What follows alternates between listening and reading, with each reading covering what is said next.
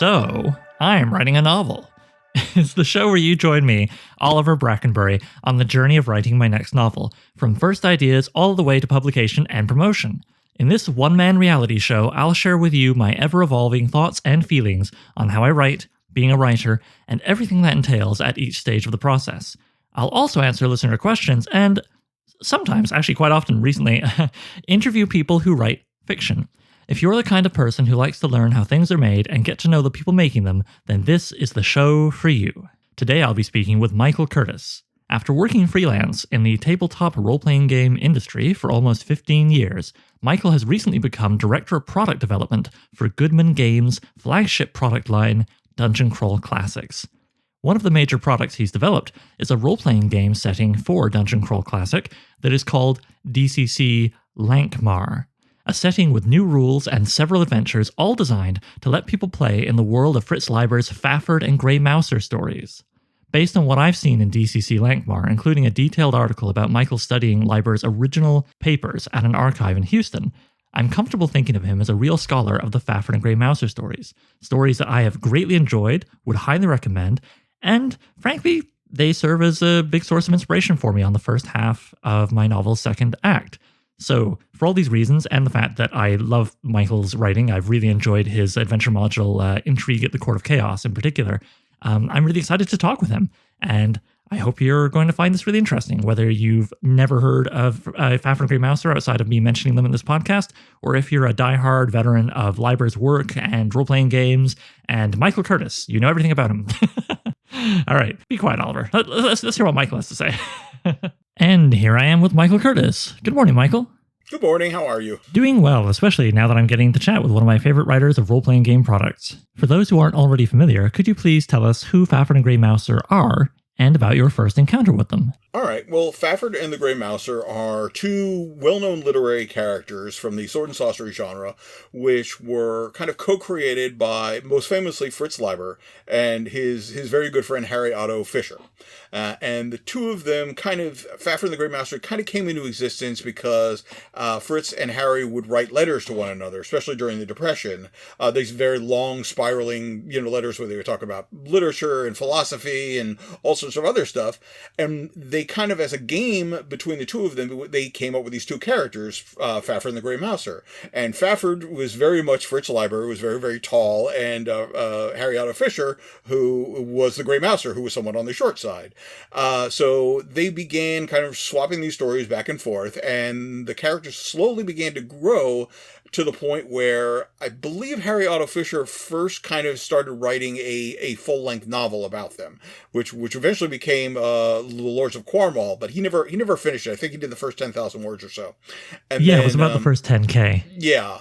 And so eventually it became Fritz Leiber's job to kind of become the official chronicler of Fafhrd and the Grey Mouser, to the point where he started writing a story which they were set in ancient Tyre, which eventually became the Adept's Gambit, because they were at that point they were still set on kind of historical Earth, and it wouldn't be later until they became set in their own fantasy setting, most famously Newan, that Fritz would create later on. So Fritz basically was the one who would end up telling their tales, but there wouldn't have been the twain, as they're generally called, if it wasn't for both Harry and Fritz kind of working together as this kind of game that they did to keep each other entertained during the Depression when nobody had any money. Yeah, I've always loved that it's a duo. It's a friendship born of two guys, born out of a friendship between two guys. It's charming. Right. This is one of the great kind of bromances of sword and sorcery literature, as far as I'm concerned.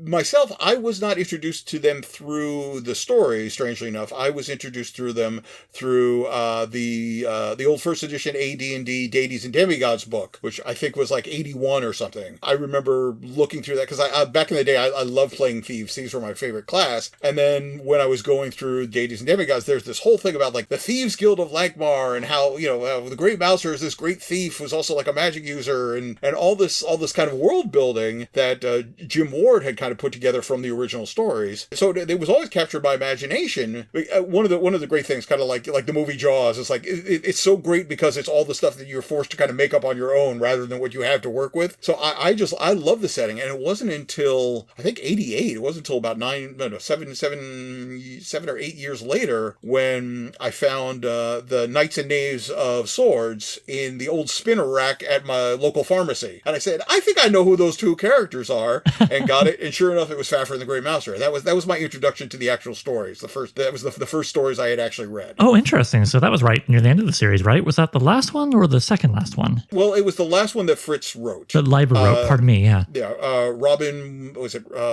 Robin Wayne... I forget it. Yeah, there was one. Swords Against the Shadowlands was a novel that was not written by Leiber, but was authorized by the estate. So, Knights and Knaves of Swords was the last one that Fritz actually did, which a lot of people will say, myself being one of them, is not his best work. So the fact that like I came in with kind of like his worst stories in the Fafhrd and Grey Mouser story, the fact that I became such a fan of it probably says a lot about his writing, or at least what I'm willing to suffer for a good fantasy story.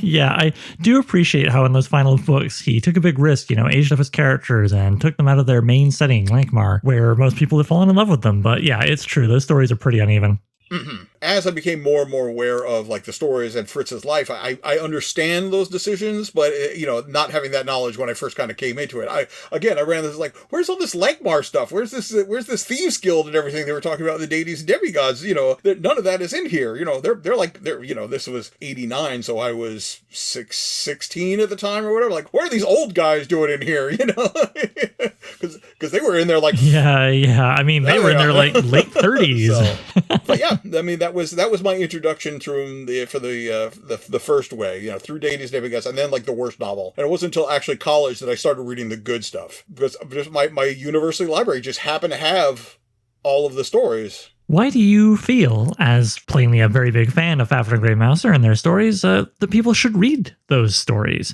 What do they bring that your Game of Thrones or your Lord of the Rings doesn't? My personal opinion is that Leiber has created such a great personal dynamic between Fafhrd and the Grey Mouser.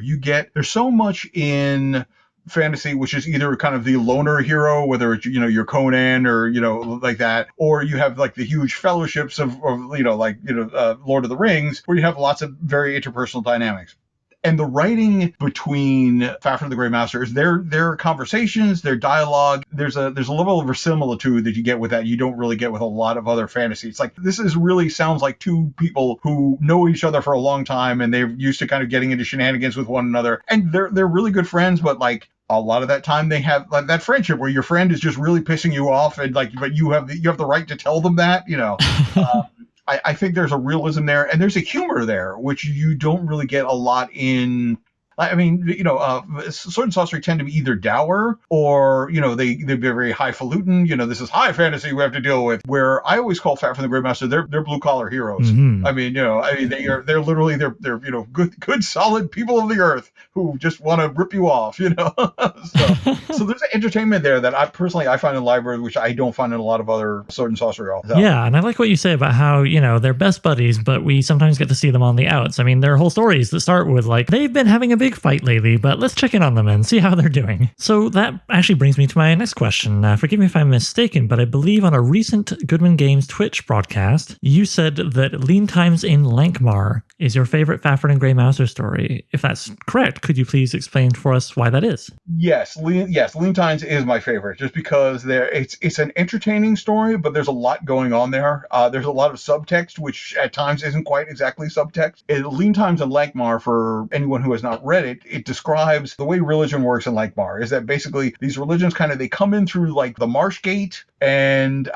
depending on their popularity, they work up and down the street of the gods. So you like these weird little cults, and then like the cults get a following, and like the bigger following, they're able to take over like better places along the street, and eventually they work their way up like all the way down to the end where the big temples are. And if they're really lucky, they get a big temple. And then as time goes, they kind of fall out of favor, and they begin working their way back down the street, and eventually they go back out the gate, and nobody ever hears from them again. Well, I find that wonderful for two reasons. The first is that Fritz was actually I don't think he was formally a monk, but he was a priest for very short. But he was involved with the church for like in some sort of official capacity when he was young, like in the 20s. He might have been like a lay priest or something, but it was in New Jersey.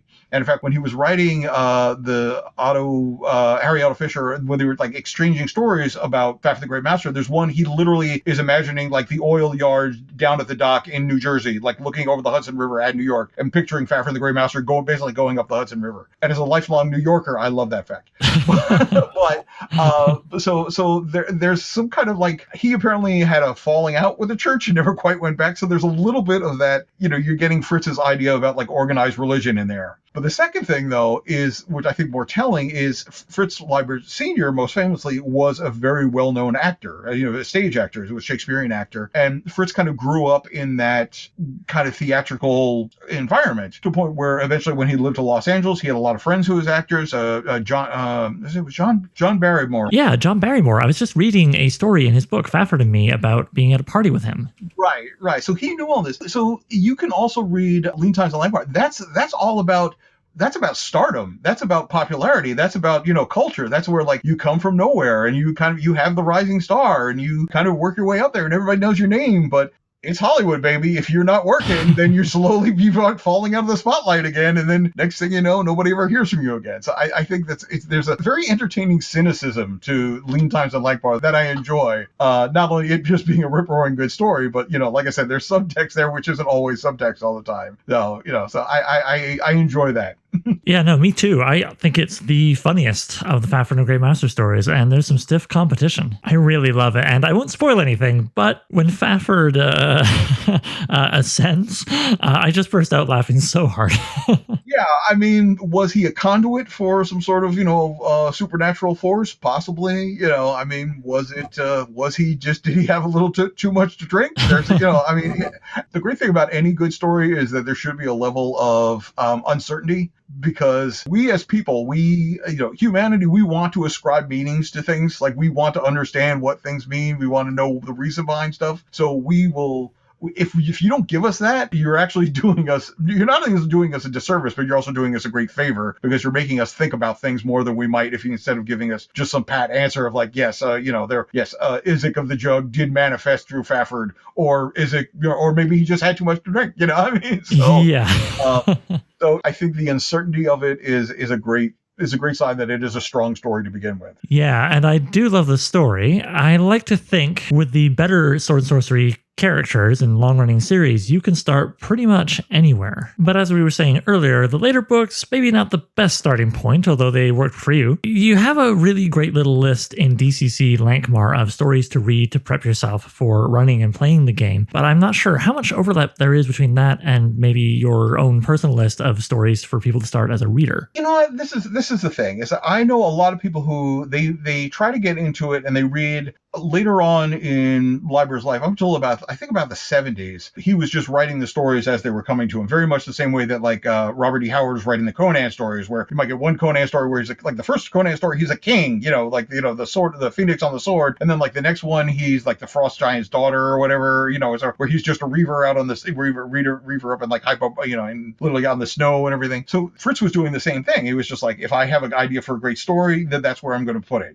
He'll sometimes like allude to stuff, but it's not. It wasn't until the 70s when they said, let's put these things together and form like these omnibuses of the stories. And then he was just like, write these kind of connecting tissue stories, these very brief, maybe 3,000 word stories, which ties in like, and this is what happened after the Sea King, the Sea King, the Sea King's daughters. And this is how we end up getting to like the Adept's Gambit and everything. So like the very first story, Fafhrd and the Grey Mouser are already together. They always have their friendship. They're already adventuring together. And people wanted to know, was like, okay, well, how did they meet up? And that required him to write the story of their meetup, which is Ilmet and Lankhmar. But he also had to write their, because if it was a superhero franchise, everybody needs an origin story. So we have to learn how Fafhrd got him from like Cold Corner up in the Cold Waste down to Lankhmar, and how the Grey Mouser got into Lankhmar, and how so there are some people who find the very first anthology a little rough to get into, and I could see that. I didn't have any problem. I've already read the worst of them, so like anything is going to be up for anyway. So you can't really go wrong beginning where Leiber did with Jewels in the Forest or Two-Sought Adventure, depending on what's published under. I mean, that really tells you everything you need to know about the characters, because it was literally the first story, and it was everything that Fritz knew about the character.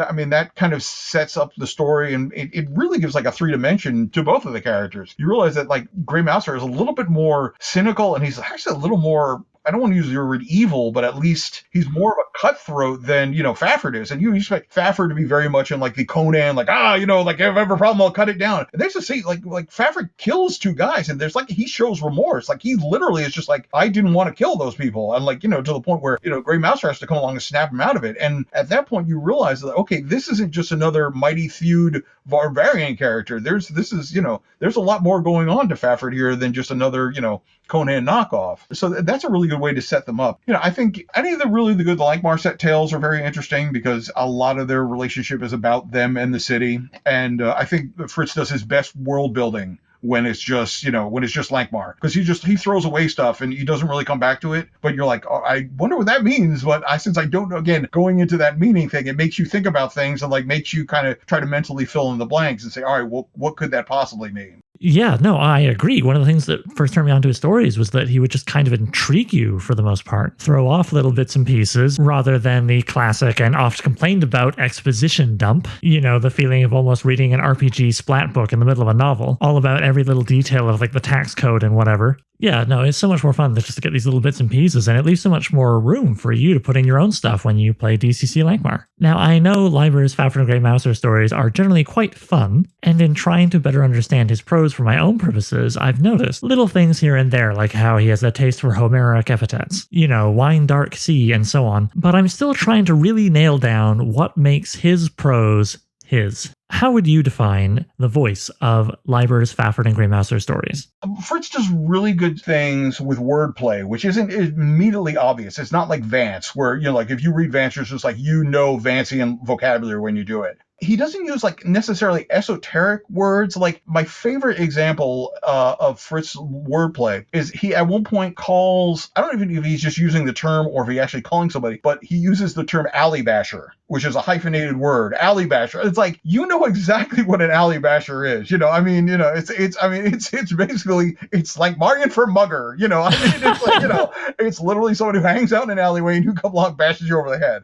It's stuff like that just he does a lot of with hyphens. He'll take 2 somewhat ordinary words and by hyphenating them creates this kind of unique word that is very much like Marion or Newan or something like that. I was working on doing the DCC Lankhmar. I literally was filling 2 composition notebooks writing about the stories and everything. And every time I saw like one of those words, I would jot it down in there, like like alley bash or like he said something about like tighten to a wheeze end, or tighten their wheeze ends or something, which sounds vaguely dirty until you look into it. Basically, tightening one wheeze end basically means strangling them to death. I don't forget wheezing like a slang for like throat, or was an old word for throat or something like that. And it's just like, oh, okay. It's examples like that, in addition to the fact that his dialogue between Fafhrd and the Grey Mouse is very, very realistic in the way that it sounds like a conversation that 2 friends would have. So I think that's really, just besides just like his imagination and being very descriptive and being very creative, the way that he chooses to portray the word through his use of vocabulary also is very evocative to the reader. You've touched upon it a little bit there, but how consciously did you try to imitate Leiber's voice while writing DCC Lankhmar? I did not. Because it's like Vance. Only Vance could write Vance. Anything else who tries to write Vance is going to be, somebody blatantly trying to imitate Vance. The same thing with Leiber. I was going more for tone than mimicry. I can only bring what I bring. I was aware of his vocabulary. If there was a chance for me to throw in a hyphenated word, I would. But aside from that, it was more, it wasn't, I was like, I'm putting on my Fritz Leiber hat and trying to be Leiber when I'm writing this stuff. Okay. Now, I volunteer as part of a group dedicated to spreading awareness of a speculative fiction archive. And so you better believe my eyebrows went up kind of high when I was reading through the supplement number 8 for DCC Lankhmar, The Land of the 8 Cities, and I came across the article at the back about your trip to Houston with the Fritz Leiber archive. Now, I'm wondering, was there anything you found amongst the writings there, the drawings? I believe there was at least one sword in there. So was there anything you found that you didn't include in the write-up and would be willing to share with us here? Well, I mean, the real thing that showed up, of course, is the entire basically story, basically all of the background information that is in the Land of Eight Cities, because that all came from a story that Leiber never actually published. He never quite finished it.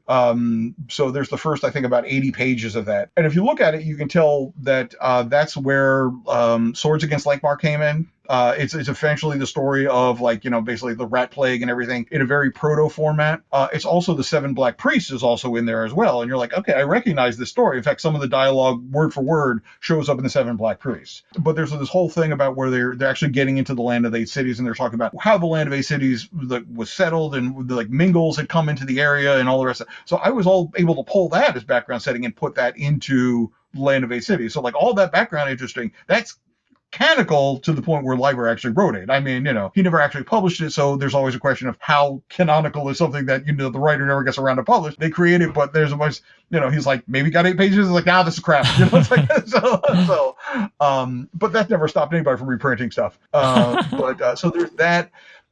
A lot of the stuff was more from a historical, sense of that. Like, there's all this correspondence that he wrote between him and Gary Gygax, when Gary was originally reached out to him and said when TSR was trying to do the Lankhmar board game. Mm-hmm. Because he had heard that Fritz and Harry had developed a war game back in the day that they used to play set in Lankhmar. And Fritz is like, yeah, it's like we had this giant board, it was like 6x4, we made out of cardboard, it was like 3-dimensional, and I don't know what happened to it, so it's so that stuff is interesting from a gaming point of view. As for, I found an unpublished, the two things that I found the unpublished manuscript. I found something that had never seen the light of day before. And I found one of the original representations of the maps of Lankhmar, which was another thing which I was desperately looking to find, because the published maps had been wrong since, 80, whatever they came out. So I was just like, we have to fix this map. I'm curious, if you hadn't seen the original, how did you know those maps were wrong? Because if you look at the maps the way they've been published from the TSR day, the Park of Pleasures is on the completely wrong side of the city. Okay. If you read Lean Times in Lankhmar, the Park of Pleasures, which is located directly south of the bazaar, the night market, all that, because Grey Mouser can actually see it from when he's waiting in the closet tree. But according to the maps, it's on the other side of the city, and there's no way he can see it, and nobody has fixed that. So when Doug Kovacs and I were going around, we're talking about the maps, like, okay, this is wrong here. I literally gave him the old TSR map, which had Post-it notes all over it, like, we have to change this, this has got to go this way. And then I found it was a better done version of the sketch map that Fritz had drawn when he was doing his stories. Okay. And then I was able to look at that and say, okay, this is this. And then there were more Post-it notes. Like, okay, Doug, this is it.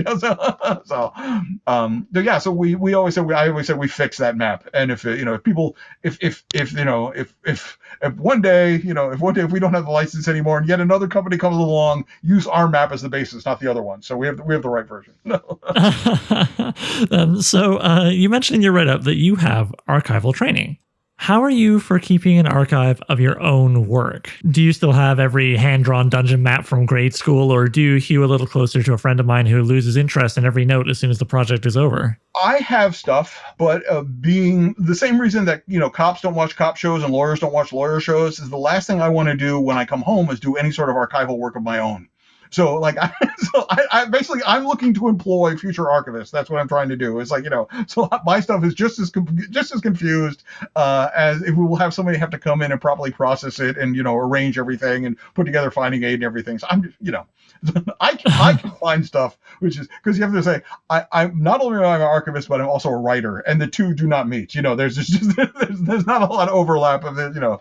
I'm not worse. I'm not worse of a writer and a game designer. So I mean, you can't really say what is off screen of this place, but it is a mass of books and papers and everything like that. So yeah. Oh, well, actually, that does make me think. I'm only aware of your game writing, but I'm curious. Do you ever write fiction? Is there any Michael Curtis fiction out there I should be looking for? There is stuff that comes from time to time.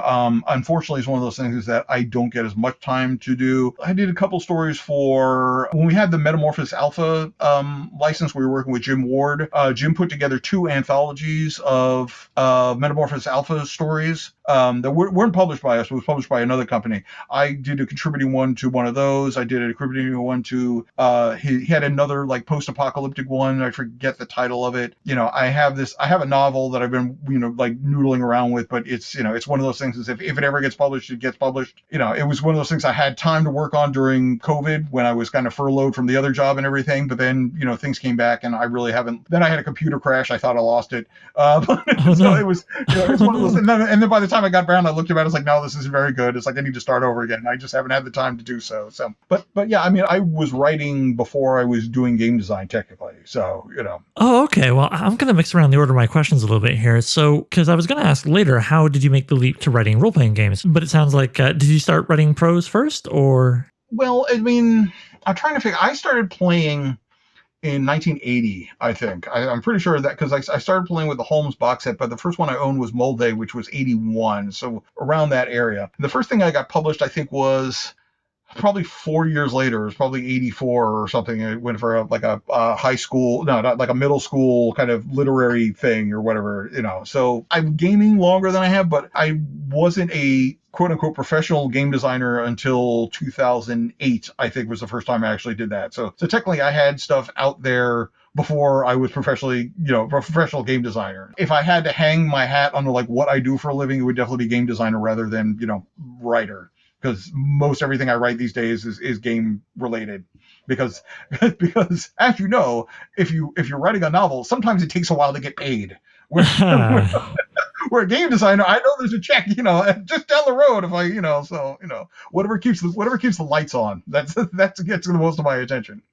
So Okay, well, that's perfectly fair. And do you mind? I've mentioned your new role at Goodman Games in the intro before we started talking here. Would you mind telling our listeners a little bit about what that's going to entail? Sure. I used to be just a freelance writer for Goodman Games, and that started, like I said, about 2008, 2009. So about 13 years later, I just recently I am now officially the director of product development for Dungeon Crawl Classics for Goodman Games, which basically means I am the chief traffic cop of DCC. It's my job is basically about half of my day is dealing with the other freelancers, making sure that everybody has the projects assigned to them, what the deadlines for those projects is, making sure people are meeting deadlines, doing development work, which basically means like reading people's manuscripts and saying, okay, this is really good, this maybe not so good, maybe we can do something different here, trying to bring constructive feedback, and then making sure we have editors for finished stuff, and basically planning the future of DCC over the next 3 years, and so it's about 65 to 70% management stuff, and then only about 25 to 30% writing stuff. It's like you say, if you do something really good, you get rewarded by not doing that anymore. So. But I mean, I am very happy to be working professionally in this. I say like I've won the nerd lottery twice now. Once making a break into the industry and now working full time, professionally in the industry. So I could not be happier. Yeah, man, congratulations. That's no small accomplishment. I know so many people who would love to sit in that chair right there. If you too want this, all you need to do is have poor life decisions and be willing to kind of work in abject poverty for about 13 years. And eventually the opportunity might come your way. So, okay. Poor life decisions. I'm just writing that down, but I'm way ahead of you. That's the easy part. A lot of those out there. Yeah. No. Well, okay. So, as a game designer, reader, and writer, could you please explain what makes Lankhmar? Like we've touched upon this with a bit with how the gaps help as much as the details, but what makes Lankhmar such a fun setting and almost the city for contemporary fantasy fiction and gaming? I think because we had a really good crew working on it. I love to give credit where credit is due. My name might be front and center on the box, but if it wasn't for early on Doug Kovacs and Harley Stroh and I, back in the days of Google Plus, we had our own private Google Plus group where we were just hashing out ideas. But I think a lot of it is the fact that we have a fleeting luck mechanic, which very much encourages kind of over-the-top gameplay. do stuff heroic right away because you never know if you're not going to have that chance to do stuff heroic later. And it's a vicious cycle of, the more heroic stuff, the more fleeting luck you get, which allows you to do more, heroic stuff. That kind of encourages a style of gameplay, which is just very, very fun. And the second of all is that whether by design or whether by accident, I would like to claim design, but the things like the carousing table, it's very player facing. That, and you said as an urban environment where players have a lot of leeway to make their own decisions. Like, okay, well, we want to do this week, and it doesn't really matter if the judge has prepared a giant sewer adventure. We decide we're going to go knock off the visiting prince of the Eastern lands and steal like his crown jewels. That's what we're going up to. So surprise, that's what we're doing this week. So the players get to do what they want to do, and the judge gets to be kept on their toes the entire time. So I think that has a lot to do with why it is still Dungeon Crawl Classics, but it's a very different style of Dungeon Crawl Classics rather than kind of, what we call core DCC is. And it was such a big project, right? When you first sat down and went, okay, we're doing this, what was your workflow like? How did you know where to start, and how did you know you were done? Well, I mean, I knew we were done when we ran out of word count. So that was the easy part. Basically, the process of what we wanted to go in is that we said, all right, Lankhmar is although Newan we have this entire world to play with. Lankhmar is the focus of it. All the really good stories begin in Lankhmar. All the good stories end in Lankhmar. So we said that's going to be the focus of like the main set. And the idea was like you kind of begin in Lankhmar, and then subsequent releases would allow you to kind of expand out from them and go other places. So so we have most of it is Lankhmar focused, but then afterwards we came out with the Land of Eight Cities, which is just across the inner sea. There's a way to go explore that. We have Rats of Ilfmar, which it hasn't detailed the entire city of Ilfmar, which is it's a box set of its own, but at least gives you if you want to get out of Lankhmar, like if you have to leave Lankhmar because a lot of like laying low and you have the cops after you. There's a way to go. Yeah, maybe some debtors are chasing you. Yeah. I mean, we literally had to put in rules for laying low until the heat blows down, the heat cools off of you. So we really wanted to focus on that. And then the idea was like subsequent releases, and like we're working on Lankhmar Phase 2 right now, which will take you further and further out from there. So that was kind of how we decided where we were going to begin. And it just seemed to work. Because a lot of people why not have Lankhmar is literally like the fantasy city. I mean, it's like, because it's been around since the 30s and the 40s, every fantasy city in role-playing games, especially, but in like other things, like Lankhmar throws a big shadow over that. So why not get a chance to play in the first greatest fantasy city? Like we couldn't just say, all right, we're going to focus on the Cold Waste. Like the first book couldn't be Stardock. It couldn't be it couldn't be a mountain. No. It's like yeah, a few mountain climbers might like that, but yeah. Like we came here for the Street of the Gods and the Street of the Atheists and Cheap Street and all the rest of that stuff. So yeah, we had to go there. It wasn't actually a big decision where to begin or how to end. We just kept writing. And was it like, okay, I'm going to write the new rules and you're going to write the setting details for that part, or how did that go? A lot of it just came down to. I mean, when Joe announced that we had the Lankhmar license, I was over the top because I had a deep love for Lankhmar, and I said I was just happy to be involved. So we had a big production meeting about it at Gen Con. Now we all went out to dinner after we closed up the booth, and we sat around, and it was Joe and Harley and Doug and Brendan was there, and it was kind of like the central core of the DCC writing staff at this point, and we were just throwing ideas back and forth. And then we got home from Gen Con.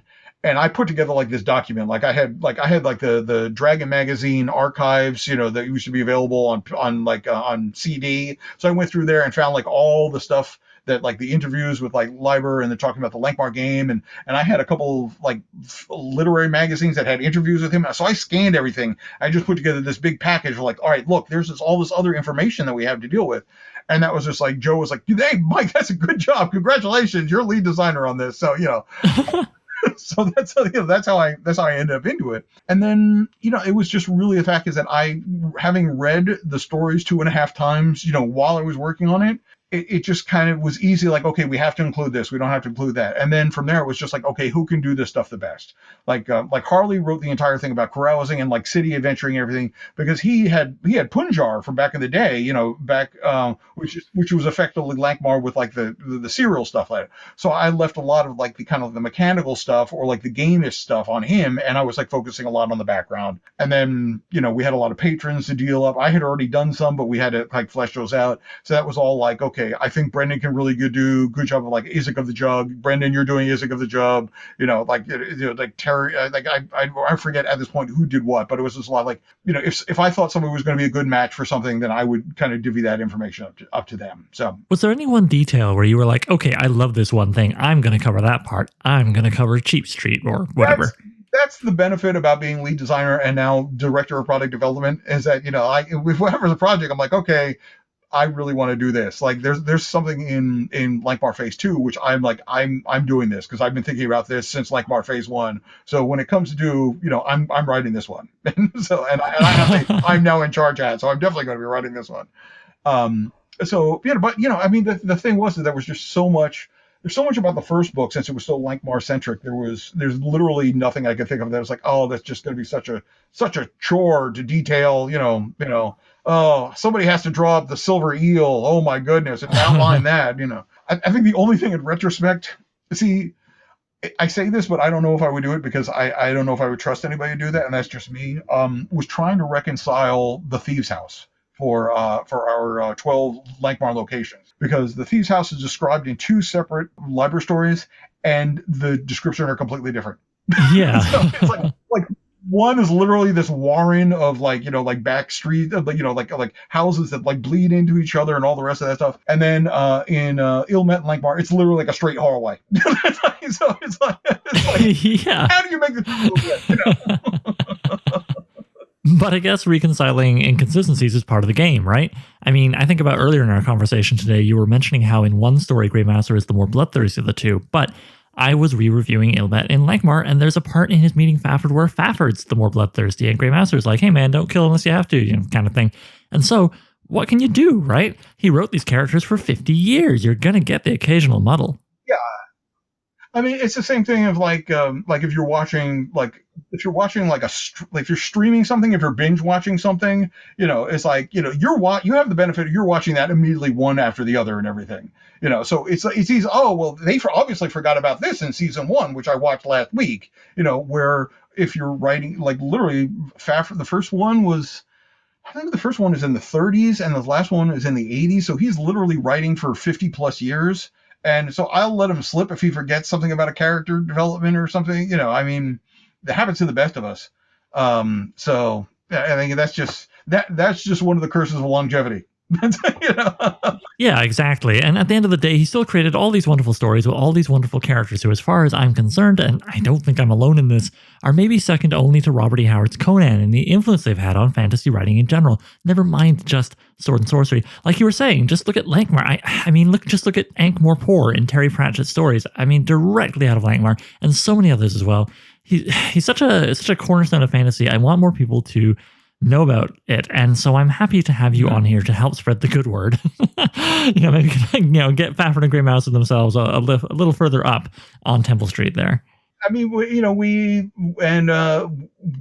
I guess the estate is very happy with us because I think it wouldn't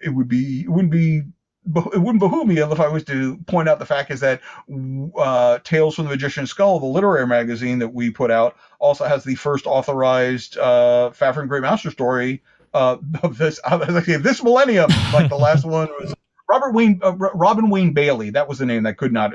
He did Swords Against the Shadowland, which was published in the 90s. So that was 98. I've got somewhere in my notes here. Yeah. So that was the last time anybody has actually done any new Fafhrd Grey Mouser stories. So there you go. So as I say, it's been 1,000 years since anybody has done that. Yeah, I read that story and I really, really liked it. Yeah, Tales of the Magician's Skull issue number 6. I strongly recommend it for all the other stories as well. But yeah, Nathan Long's story, it felt like his own thing. It was a great pastiche. It felt like Fritz Leiber without being a bad copy or whatever. And I did appreciate how it was a story centered around theater and theatricality, which just feels like kind of a nice little nod to Leiber's background, right? Right. Yeah, it was wonderful. Now, I know you're not the editor of the magazine, but were you consulted like on who to go to? No, no. Joe forwarded me the story after it was already finished. That was it. It was just like I was not consulted for background or anything like that, and I did not feel that I had to be either. It's just I mean, other people are capable of doing research just as well as I am. I do not proclaim myself to be the foremost Leiber scholar in the United States living today or anything. I just happen to know what I like, and if I like something, I put a lot of effort into perhaps maybe too much effort sometimes into learning everything I possibly can about that. So I know enough to keep publishing DC and Lankhmar stuff. And as you mentioned, I'm looking for the holes. This is like I like the stuff of like, okay, what can we jam in here that is not contradicted by anything else that's like in the established canon, or what is mentioned so briefly in the canon that we can do something with it. There's one story of like the sacred kiss of the priestess of Jajil or something like that, and I was just like, all right, apparently they're sacred priestess of Jajil, and they show up in Mask of Lankhmar because that's literally all I had is one sentence, and I could just hang an entire plot on it. So it's a very, very, very spiky sentence. You can hang a lot of stuff. Oh, I love it. Yeah, exactly. It can be a little reference like that or something as big as, I'm looking forward very much to when you guys can provide something more on Cornwall or even Rymile. Like, as uneven as those later stories were, I really loved getting to know that setting and getting to know the guys when they're a little older, and all their different doppelgangers start showing up. But I won't spoil anything. I mean, if we have the license long enough, one of the things I would really love to do is literally go back to the Rymile story and try to not defend them, but at least kind of make them as evocative at least to the point where like like, oh, this takes place in Ron Mile, you don't immediately snub your nose. I was like, I don't want to go to like Fantasy Iceland. It's like I'm like, oh, maybe there's something here. I don't know if that'll ever happen, but it's on the medium list of stuff I would like to do with the license while we have it. But if people are like, if people have like, oh, well, we have a Cornwall box set coming out. I'm not saying we're having Cornwall box set, but I'm saying if we announce, you have two choices. You can either have the Rymile the source book or the Cornwall source book. I have a feeling I know which way the fan base would lean. That's what I'm saying. So. Fair enough. I too would love to go against an NPC with little eyelets in their eyelids, so they're still watching you when their eyes are closed. Yeah. One of my favorite details. So yeah, okay. You've worked so hard to make an entertaining role-playing game setting out of not only Leiber's Lankhmar, you've also done The Chained Coffin with Manly Wade Wellman, who I'm ashamed to say I haven't read him yet, but he's on my reading list. Yeah. So, assuming no issues with licensing or anything, just total blue sky budget, money coming out your butt, who cares? What author's work would you like to adapt next? All right. If I had my druthers, I would say, well, I mean, there's part of me which says, oh, obviously the big one, if we could do DCC Conan, we would like at the drop of a hat, obviously, if we could do like DCC Moorcock, like if we could do like Elric, like we would do so at the drop of a hat. And I'm sure I do not speak alone for myself, is that everybody would want, everybody on the Goodman staff would love to take a shot at that. If I had to go like a little bit more farther afield, the thing I would like to do is I would love to make an arrangement. Like this is completely fine. I would love to get some sort of arrangement between the Lee Brackett and the C.L. Moore estates. Ooh. And write the classic kind of sword and planet setting, which features both Eric John Stark and Northwest Smith, because they are the two great kind of like protagonists of like the queens of sci-fi, and if you read the stories, you're like, this could almost literally be like the same universe, because it's all with the exception of like the John Eric Stark stuff that takes the Eric John Stark stuff, which takes later. It's all kind of this fantasy our solar system. It's like Mars and Venus and Mercury and all the rest of that stuff. I would love to be able to have like both of those things, just do this massive kind of, sword and planet, people with like ray guns and like old, like 1950s kind of like pulp, golden age science fiction stuff, but with like DCC stuff where you could play like a four-armed, alien from four-armed Martian or something like that. And there's nothing but like ancient temples on Mars or, weird alien races on Venus and, and curses and all the rest of that stuff, because the line between sci-fi and mysticism is very, very permeable in like the Lee Brackett and the C.L. Moore stories. So So why not? So Well, yeah, given how wonderful the Peril on the Purple Planet box set is, and how I'm seeing people trading copies of that for a lot more than it originally sold for, people obviously love it. It even went out of print, though I gather it's coming back down the line, right? Like a hardcover collection or something? I am just saying is that we are very aware of what people want. So let's just say this. It's if you had money, I would say the chances of there being a reprint at some point in the future, not Tuesday, but at some point in the future, would be very, very good. Let's put it that way. Oh, okay. But yeah, I just think the audience has proven from what you just described there. I would certainly be intrigued by it. Mhm. All right. Well, thank you so much for spending this time with me and wrestling with the technical errors we were enjoying earlier.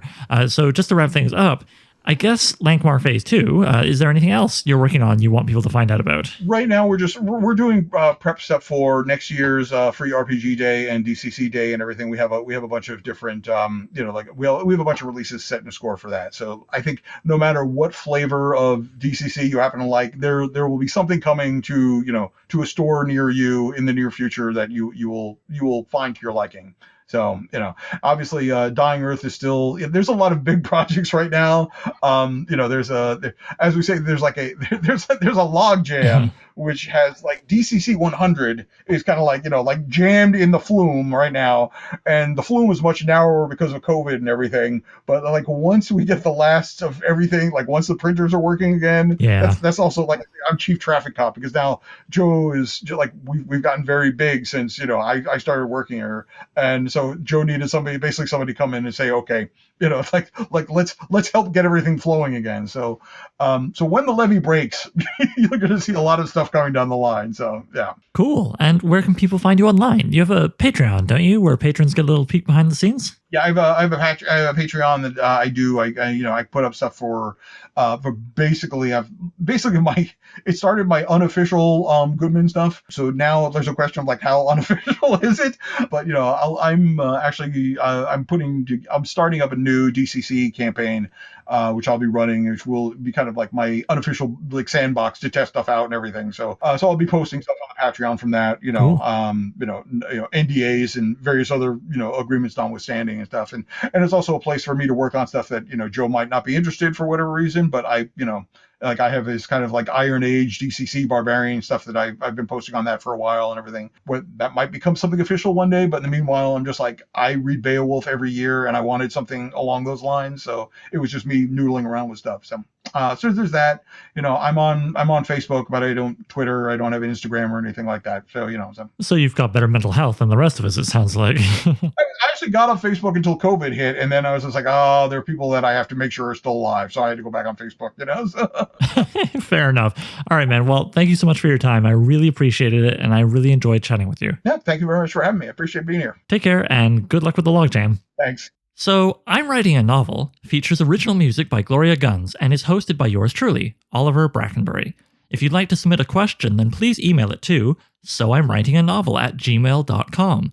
Bonus points if you record yourself and send me an MP3 I can cut into the show. Doesn't have to be fancy, using your phone is fine, just keep it clear and concise.